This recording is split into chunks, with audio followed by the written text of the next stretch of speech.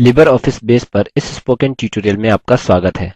इस ट्यूटोरियल में हम सीखेंगे कि कैसे एक रिपोर्ट बनाएं, रिपोर्ट फील्ड्स को चुनें, लेबल करें और क्रमबद्ध यानी सॉर्ट करें, रिपोर्ट लेआउट चुनें और रिपोर्ट प्रकार चुनें, स्टैटिक या डायनामिक। इसके लिए चलिए अपने परिचित उदाहरण डेटाबेस को देखते हैं। यहाँ हमने इस लाइब्रेरी डेटाबेस में पुस्तकों और सदस्यों की जानकारी संचित की है।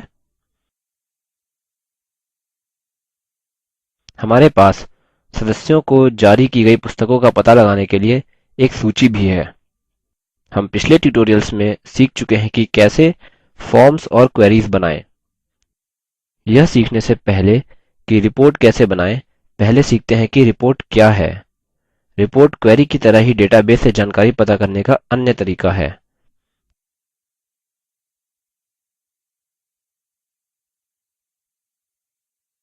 हम इसका लेआउट, रूप अपनी इच्छानुसार बना सकते हैं, जिससे कि यह पढ़ने में और कागज पर प्रिंट के लिए सरल हो। रिपोर्ट्स डेटाबेस की टेबल्स और क्वेरीज से बना सकते हैं। साथ ही यह टेबल या क्वेरी की सारी फील्ड्स या फील्ड्स के कुछ चुनित समूह को सम्मिलित कर सकते हैं। रिपोर्ट्स के दो वर्ग होते हैं, स्टैटिक या डायनामिक। जब भी देखने के लिए एक स्टैटिक रिपोर्ट को खोलते हैं, वह हमेशा वही डेटा दर्शाता है जो कि रिपोर्ट बनाते समय उसमें था।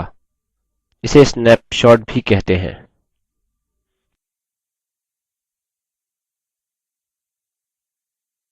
किंतु डायनामिक रिपोर्ट जब भी देखने के लिए खोली जाती है, हमेशा डेटाबेस का वर्तमान डेटा दर्शाती है।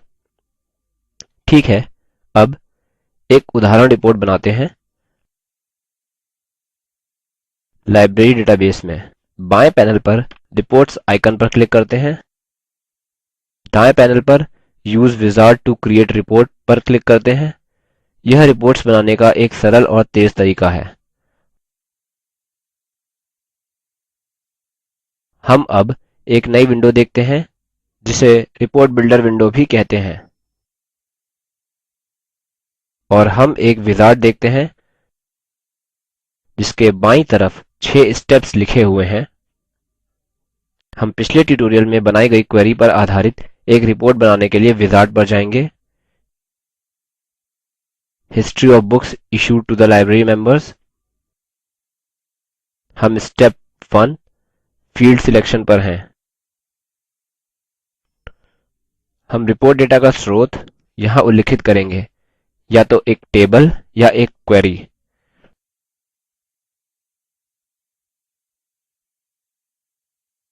ड्रॉप डाउन लिस्ट में सबसे ऊपर अपनी query history of books issued to members चुनते हैं। अब बायीं तरफ क्वेरी में से उपलब्ध फील्ड्स की एक सूची देखते हैं। हम अपनी रिपोर्ट में सारी फील्ड्स चाहते हैं, अतः केवल दायीं तरफ के डबल एरो बटन पर क्लिक करेंगे। अब अगले स्टेप पर जाने के लिए नेक्स्ट बटन पर क्लिक करते हैं। Step 2 labelling fields. Label text boxes में निम्न विवरणात्मक लेबल्स टाइप करते हैं, जैसा चित्र में दर्शाया गया है।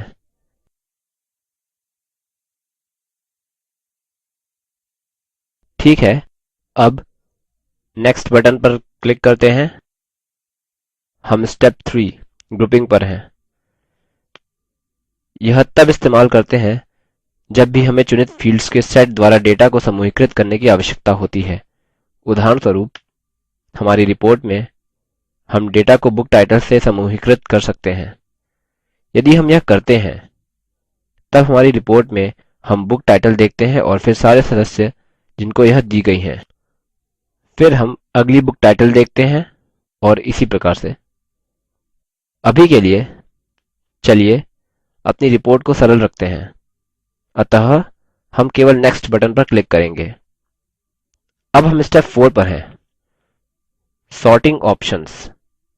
चलिए डेटा को दिनांक के अनुसार सॉर्ट करते हैं और फिर उनको बुक टाइटल के जरिए आरोही क्रम में क्रमबद्ध करते हैं।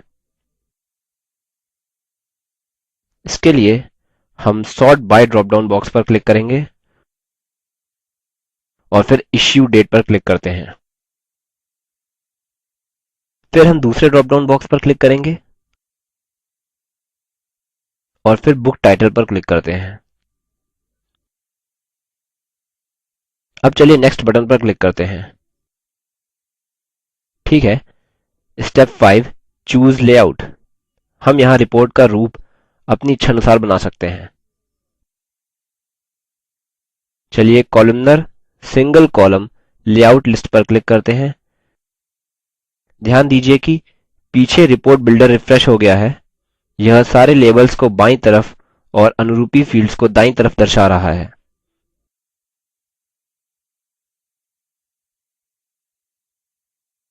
चलिए कॉलमनर 2 कॉलम्स पर क्लिक करते हैं। फिर से नीचे की विंडो 2 कॉलम लेआउट दर्शाने के लिए रिफ्रेश हो गई है। इस प्रकार से हम कोई भी लेआउट्स चुन सकते हैं जो बेस विजार्ड उपलब्ध कराता है। हम इसे बाद में अपनी आवश्यकता अनुसार बदल भी सकते हैं। अभी के लिए हम पहली चीज़ टेबुलर पर क्लिक करेंगे और नेक्स्ट बटन पर क्लिक करते हैं। ठीक है, अंतिम स्टेप क्रिएट रिपोर्ट। यहाँ अपनी रिपोर्ट को एक विवरणात्मक शीर्षक देते हैं, books issued to members, report history. अब अपनी रिपोर्ट बनाते हैं जिससे कि रिपोर्ट हमेशा डेटाबेस से नया डेटा दे।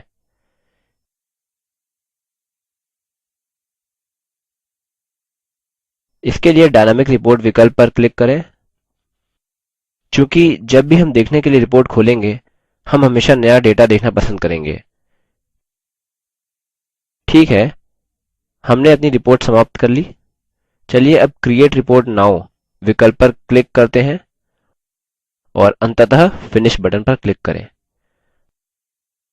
अब हम एक नई विंडो देखते हैं और यह रिपोर्ट है जिसे हमने अभी बनाया है। ध्यान दीजिए इसमें सबसे ऊपर बोल्ड अक्षरों में फील्ड लेबल्स हैं और असल डेटा सारणीबद्ध तरह से दर्ज है।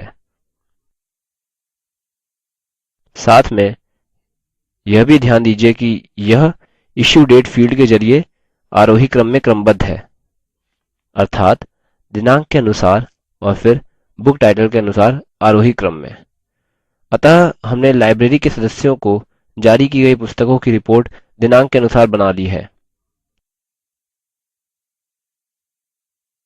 अगले ट्यूटोरियल में हम सीखेंगे कि अपनी रिपोर्ट में कैसे बदलाव करें। यहाँ एक नियत कार्य है, लाइब्रेरी में सभी पुस्तकों की एक रिपोर्ट बनाइए जो कि पब्लिशर्स द्वारा समूहीकृत हों। दोनों ही पब्लिशर्स और बुक टाइटल्स को आरोही क्रम में होना आवश्यक है। कॉलमनर सिंगल कॉलम लेआउट का इस्तेमाल करिए। इसी के साथ हम लिबर ऑफिस बेस पर रिपोर्ट्स के इस ट्यूटोरियल की समाप्ति की ओर आ गए हैं। संक्षिप्त में हमने सीखा कि कैसे एक रिपोर्ट बनाएं, रिपोर्ट फील्ड्स को चुनें, लेबल और क्रमबद्ध करें, रिपोर्ट लेआउट को चुनें और रिपोर्ट टाइप स्टैटिक या डायनामिक चुनें। Spoken tutorial project talk to a teacher project का हिस्सा है। यह भारत सरकार के MHRD के ICT के माध्यम से राष्ट्रीय साक्षरता मिशन द्वारा समर्थित है। यह प्रोजेक्ट spoken-tutorial.org द्वारा संचालित है। इस पर अधिक जानकारी निम्न लिंक पर उपलब्ध है। IIT बॉम्बे की ओर से मैं रवि कुमार अब आपसे विदा लेता हूँ। हमसे जुड़ने के लिए धन्यवाद।